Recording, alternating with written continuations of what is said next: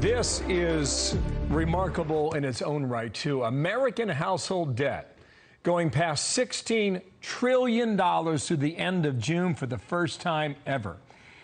Driven by an increase in auto loans, credit card balances, and most of all, mortgage borrowing for your home. Dave Ramsey is a personal finance expert, author of the book Baby Steps Millionaires. Dave, it's good to see you again. Welcome here. This is your deal.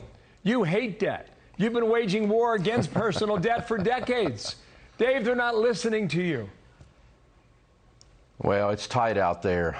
Folks are really scared, and what this is a sign of is they're reacting poorly to the situation. Because here's the thing, if you don't lower your lifestyle to be within your income, even given all the inflation and even all the pressures.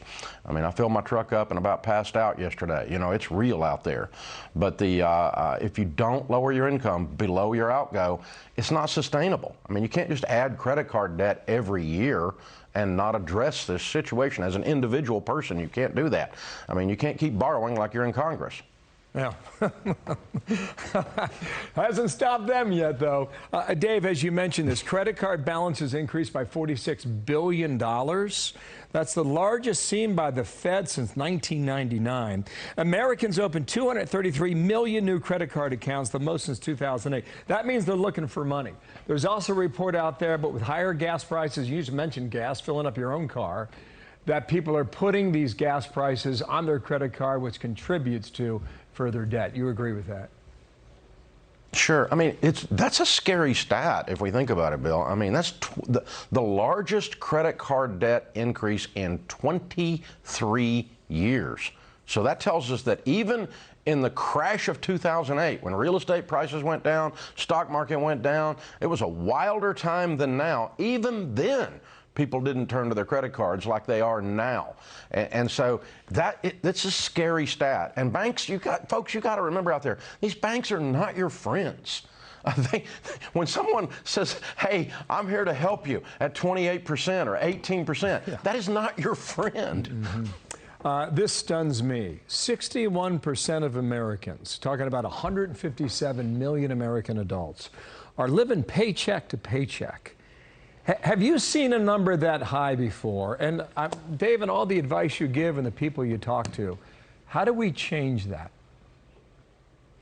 You know, year in and year out, we run into the number 75, 78%, 76% of Americans are living with too much month left at the end of the money. And then dump a 9.6% inflation rate on top of that. That is, a lot of it is your gas tank, but a lot of it is also the milk and the bread and the things that the gas prices and labor prices have driven up in the stores.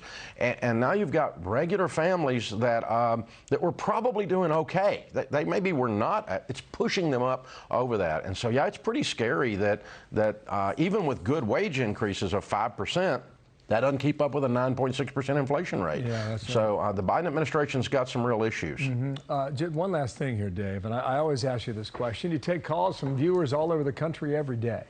What are they telling you about the inflation crunch hitting them? I think they're most concerned about the gas prices, honestly. We're hearing that pretty regularly, and house prices. The good news is house prices are leveling off. We had a 29% increase in house prices in 2020. And in 21, we had a 18%. This year, it looks like we're going to be 7 or 8, and we're projecting in 23 only about a 3 or 4% increase in prices. So some of this debt is associated with mortgage debt going way up because house prices have gone up, and people are really worried about the real estate aspect of this. Great to get your perspective. You are the debt dude, and these numbers aren't great. Dave Ramsey, thank you. Let's speak again very soon.